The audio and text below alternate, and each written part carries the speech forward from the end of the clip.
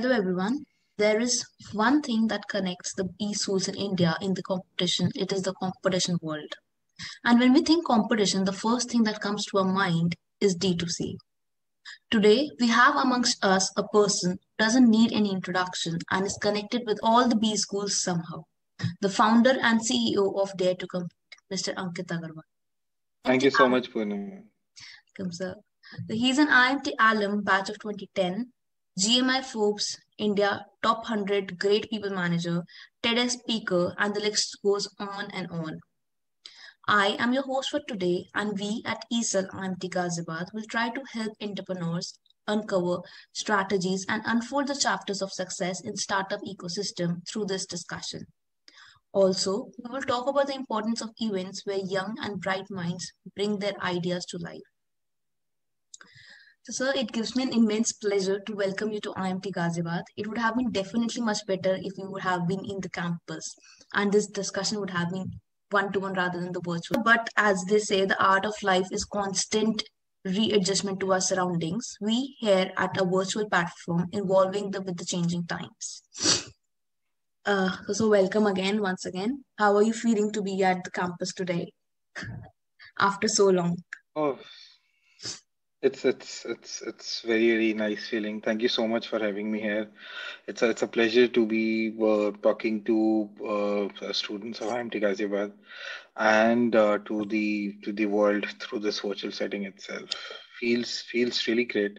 Whatever we have been able to achieve, it's possible only through the routes which are well laid out during your education journey. And IMT Ghaziabad actually played a good role. So it's always good to be talking to students. Yeah. So, sir, talking about this thing, I'm sure that our viewers are very curious and excited to know about your journey. How did it begin with the platform, the idea? How did it connect with you? And what was that one thing that clicked with you and it opened the path for you? So I think for me and Dare2Compete, it has been a long journey overall. Okay, so it all started with IMT Ghaziabad. I was interested in participating in competitions, student competitions or so, and soon I realized that there is no uh, one platform that gives me information about all the competition that are happening across the world or India per se, right?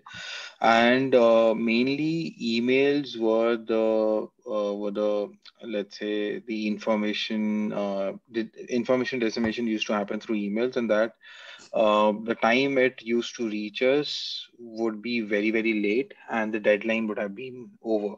And there were multiple such cases. So I thought that so it started off as a blog, as just a passion that hey, let's create something wherein I can list competitions, the information that I get, or anybody and everybody can sort of list something in the interest of the users. Okay, so it started off as a blog.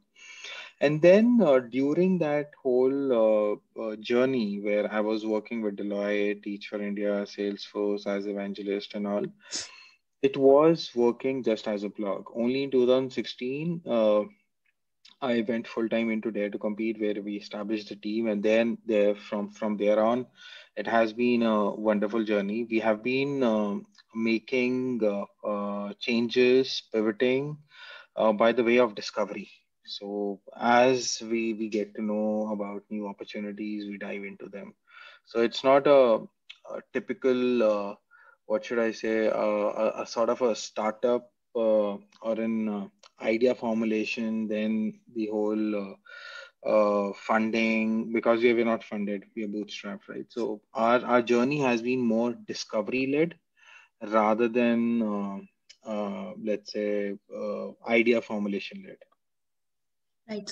So, sir, talking about this, switching from job to a startup ecosystem, like it's a very big question for especially the young students, right? And like, how do you go by this? It is the less traveled by road, that's for sure, but it takes a lot of courage. So, what is that one advice that you give to all to encourage them to go actually on this path? Uh, See,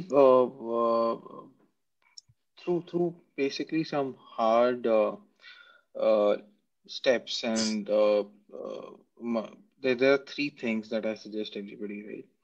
If you go full time into your idea, then only it will nurture and it will give you results. So very rarely would you would have seen people working on three or four different aspects. So along with job, they're working on the idea. Then when it becomes big, they basically leave the job, right? Very rarely does that combination happen, right? I also realized the same, right? Earlier I was in the mindset that, hey, when the revenue from the blog in is more than the annual income that I'm getting at maybe Deloitte and the other companies, I will basically jump on there to compete full time. That was actually a very wrong call on my side. Eventually, that wasn't a prudent thought process. So, because as I go along, I realize that the percentage in which my income is increasing is very higher than the percentage where the day to compete is increasing. And unless and until I give it full time, I won't be able to give justification to the clients, to the users, and to possibly the other things.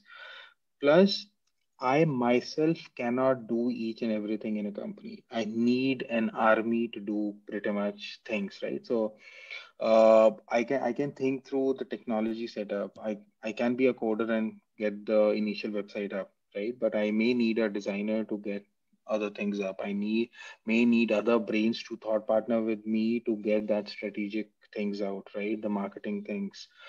You cannot do everything yourself, so you definitely need a team. It can be a small team of 5 or 6 members, but then if you're not full time, how can you expect your team to be working for a part timer, right? So That's that is the second thing that I realized. And the third thing is that it's not actually difficult to make that call of shifting, right? It's just that where are you in your life journey, right? It's easier to make that call early on in your 20s, I would say, only because there is always a life cycle after 30. You get married, you have more responsibilities and all of that, and that takes a toll on you, right? So I'm not saying that after 30 you should not do it. I'm just saying that the risk of doing it is much higher after 30, and that basically will put a stress on your thought process, will put a stress on your ability to take that decision of leaving a job and then starting your startup in early days itself, when you don't have too much of an experience or so. It is much easier for you to dive into those decisions, because even if that doesn't work, right, you can still go back and try out another job. that's true. Yeah. So, sir, when it does come to this, that how can a founder develop community around a product, specifically where there's no visible monetary value in the beginning of the product? Because that is the major, I think, the first block that a entrepreneur faces. So, how should they come over this challenge? See, I think the first thing is identifying your stakeholders. Okay, when you're starting to build that community, right? First, you need to identify who are the users of that community. Many a times, that's where the ball drops. You might only be thinking that, hey, only the let's say the students are the community members, right? The working professionals can also be the community members, or for that matter, companies can also be the community members, right? So first we need to define who all are the stakeholders for which you're creating that product, right? Second is what is the value that you are providing each of those stakeholders, because the value that you provide to all of them might be very different, and they may be linked to the other stakeholders. So let's say for us, right, we are providing a bridge between how corporates want to interact with students and professionals, right? Now when we are putting at a bridge, right, so we need to ensure that, hey, there's a value created for corporates as well as for students and professionals as well, right? So if the value is not there, then you won't be able to create communities. Okay. The greater communities that have been created, let's say Facebook, LinkedIn, Instagram, WhatsApp, right? There has always been a stickiness factor in all the communities. There has to be, right? Whether it is the product itself, right? Which gives you convenience of maybe connecting, making payments, saving time, making money, whatever that is, right? In my value, in my terms, the value is either giving more convenience, saving time, or saving money or giving more money. Either ways, whatever you look at, right? If either of these three things are not happening, then I'm not sure if we are actually providing an additional value to any of the stakeholders. Correct. So you will have to decide that. And in communities, the example that I was giving, let's say Facebook, WhatsApp, LinkedIn, right? There has to be some aspect of that value becoming tangible for those users. So let me give you an example of Facebook, right? Why Facebook became such a big hit? Only because I was able to interact with the other guys whom I don't interact on a day-to-day basis, and I was learning new aspects about the other person in a more informal manner, correct? And for the company's point of view, any company can actually create a page on Facebook, right? Or any student can do it for college or so, right? Those are organic listings. Now, to build that community, the basic aspect was that, hey, company can do it. They promote their page within their smaller communities or so, and the whole community of Facebook got built up. And similarly, for LinkedIn as well, companies are creating pages, people are interacting with each other or so, right? But 50 or 70% of the task of creating the community is done by the community members themselves, not the company. Company is enabling it. And that was the point wherein Dare to Compete became that community. We realized this 2 years back when we were thinking through that, hey, how do we build our own network? How do we scale it up? Then we realized that, hey, we need to ensure that we open our platform to pretty much anybody and everybody who wants to do a competition. So from students and NGOs perspective, pretty much you can actually list your competition, open up registration, certifications, give certificates, give emails, all those pain points, because we were competing with the likes of Google and Facebook. And to my mind, it was a very, very prudent call that we did. We open it up only because if the people were not doing it on Dare to Compete, they were opening registration through Google Forms. If they were not promoting it through Dare to Compete, they were actually promoting it through Facebook pages or Facebook communities as such. Yeah. That's true. That's true. That's exactly what actually people do when they don't see a particular platform. So they go for different sort of platforms, no? And that somehow doesn't convey the message the way we want them to be, because circulating a message on one-to-one basis and rather than having platform where you have everything in one place, it actually makes sense. So like how has the Indian startup ecosystem matured in the last few years, and how do you think that COVID has affected it, and what will be its future prospects now? I think there have been a few, I would say, inflection points in the Indian startup system, right? The first was when Geo was launched, no doubt about it. I mean, that made data cheap. Everybody was then able to get onto a mobile device, access data, watch videos, download apps or so. So that was the first inflection point wherein we saw huge number of startups coming into the picture. The funding also moved to a different level altogether across industries, right? The second, which is now coming, and I think in last 2 to 3 years, is when the Indian government is giving, let's say, certain grants or enabling the whole startup system. Your story plays one of the major roles, and the government and the other stakeholders as well. There is easy funding available right now. Before that, it wasn't available. If your idea is good, people are ready to, let's say, put a money on you and sort of bet on it, right? Uh, this is one enablers, right? Now, if I talk about the founders or the entrepreneurial team or the founding team as such, I think they have also realized that they need to go all in terms of they need to definitely think through as to what are the opportunities, right, where they can actually go into, whether this is the right medium or not, what COVID has done is that it has preponed things by a decade or so, right? So what you would have seen maybe 5 years from now, you're now sort of actually doing it, right? So I think everything in a nutshell. I don't see any cons. I only see pros for the whole startup ecosystem as such. I mean, whether it's a company, startup, or SME, very frankly, it doesn't matter. I think the environment is such that there is enough room for anybody and everybody to sort of leverage it, play it, make profits. The only thing that they need to go through is that they should be providing value to all their stakeholders. That's it. That's true. That's true. So, sir, talking about the student community and specifically IMT, how has IMT Ghaziabad played a role in your journey in nurturing the spirit of entrepreneurship and the e-cell and everything together? How would you rate, like, talk about IMT Ghaziabad? Sure. So I'll talk about education first, and then I'll come to the IMT factors, right, which played a major role. So I think education does play a major role because it gives you different skill sets that might be something that you don't born with.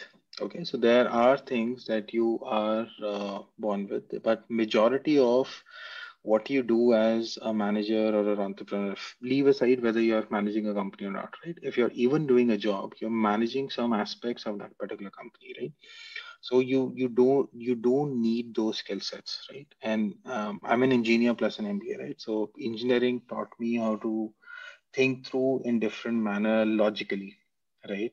Whereas MBA taught me to put a, a glass of different vantage points on that logical bent of mind. That's how I see it, right? So if I were to solve a problem, I will still would be very, very logical in my approach only because of my engineering. When we do coding, we do things not only for the best scenario but for all the scenarios, for the worst scenario as well, right? But if this happens, what is it that we need to do, right? On top of it, what we basically do is the MBA has taught us, and not only the MBA. I mean, in at IMT, all the discussion that I used to have with my peer group, right? My hostel guys, my classroom fellows, my professors, those have been enriching. Okay, and those have been very, very diverse. I think those gave me a different vantage points across different issues. Right. So I still remember when we were doing a case, and I do talk about this during my other interviews as well. One of my friends in the hostels is a Gujarati, and they're basically businessmen, right? So when we are solving a case, their inputs have been very, very critical because I mean nobody understands that credit cycle. Okay, and at MBA we didn't understand that unless and until that basically came into the picture when professors taught us, right? But during one such discussions, that person instantly told us that, hey, how do you manage your working capital and how do you churn your money? है ना, यार धंधे में ना पैसा churn होना चाहिए, आपके पास पैसा आना चाहिए और बार बार आता रहना चाहिए और ज्यादा होता रहना चाहिए. I think that's very, very smaller input, right? Imagine if you're discussing with a North Indian, Eastern Indian, South Indian, different aspects of launching your products across India, right? It gives you different vantage points. So when we are actually putting that logical aspect to it, on top of it, when you actually create different vantage points, that's the best thing that you can have as a manager or as an entrepreneur. So I think that basically helped a lot, and not only me, I mean anybody. I basically say that anybody can read a Kotler. Okay, you don't need to go into IMT or IIM Ahmedabad or Harvard for that matter, right? But what you do in those discussions while reading through Kotler with your peers by discussing those cases that are in those Kotler is what defines you as a person and what enhances your skill sets. So I think my MBA journey at IMT has been superb. Plus, during my initial days itself, I still remember that IMT gave me that leeway to be uh, to be a guy who can actually work on his or her own idea. I still remember I used to do classes in the afternoon. Then in the evening, I used to work on my blog, and I was able to manage my studies along with Dare to Compete easily. I didn't face any tough issues. In fact, when I went to professors, so I still remember I went to my professors who were teaching us law, right? IPR issues and all. Miss Rashmi, and trust me, she and I had a detailed an hour long discussion on the terms and conditions, the privacy policies, how should we define it, and she was very open to those discussions. Then there were professors in marketing uh, who were very open to, let's say, working with me to figure out as to how do we define Dare to Compete, how do we do it. Though it is very very preliminary, and we have completely changed what those discussions happened at that point in time. But actually, I could go to the professors or anybody and approach them, and they used to give me time. So I think those are good faces of the ecosystem. At that point in time, I didn't have too many. I mean, in that year itself, the roots of eCell were laid out. Now you can have, let's say, entrepreneurs that are working on those ideas. You can connect them with the IMT LM, right?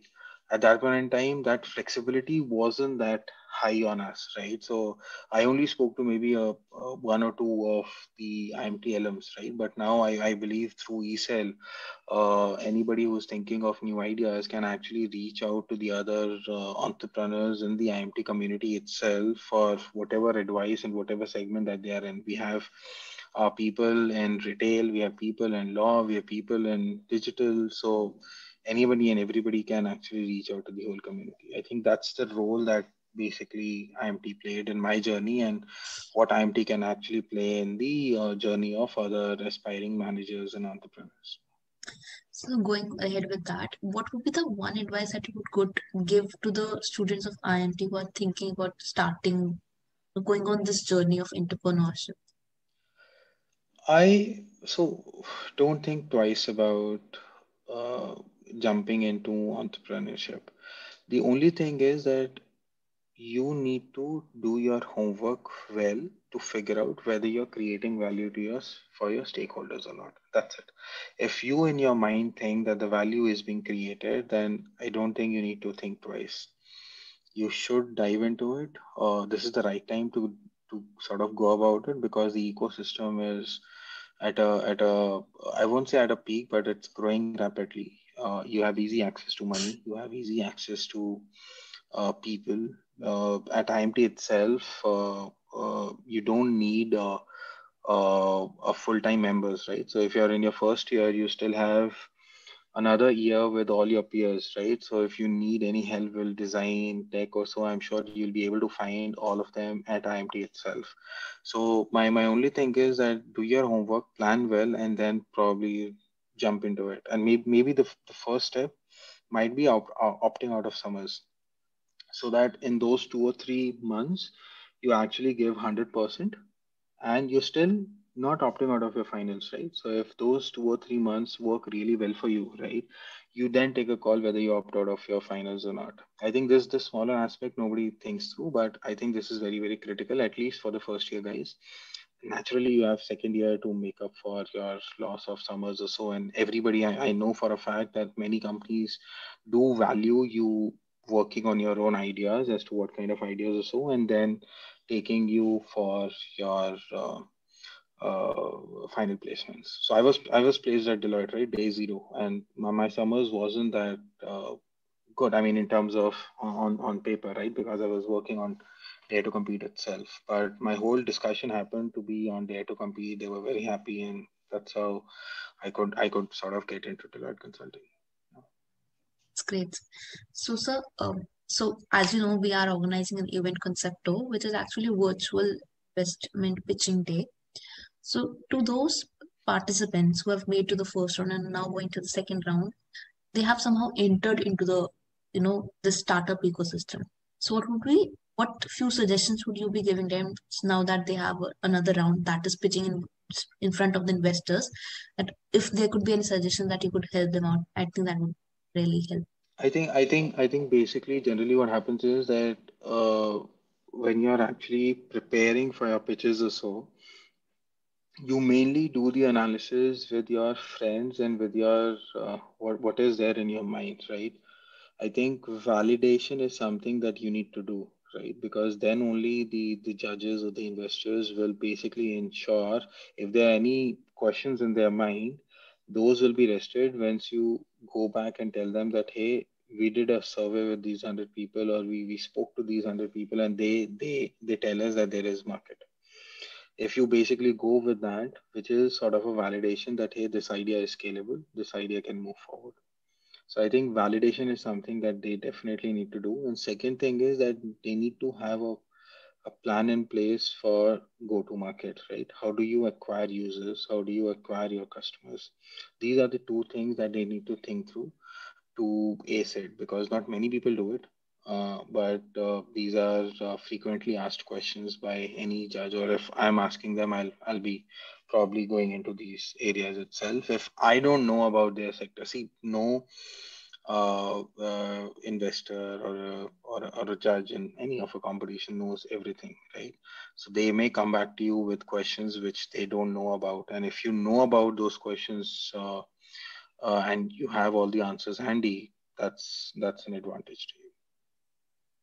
Okay, so going forward, once you have the initial amount of money to actually go ahead with your venture, what is the main focus that entrepreneurship had? Like, should it be risk mitigation, or should it be your employees, or should it be the customers that you're about to serve? What should be the first step that entrepreneurship should take and take care of? I think again, I'll go back to the earlier point itself. I think value creation. And once you have started off, I think value creation happens on all stakeholders. When I say all stakeholders, now users and customers are definitely your stakeholders, but then your employees also become your stakeholders. Are you providing them with enough opportunities for them to grow or not, right? Because it is very difficult to establish the founding team, which is those 4 or 5 people, right? But if you have that team, you need to nurture that team as well. You need to ensure that that team is very, very nicely working together, because you trust them no matter what. And that's why the founding team really, really is critical.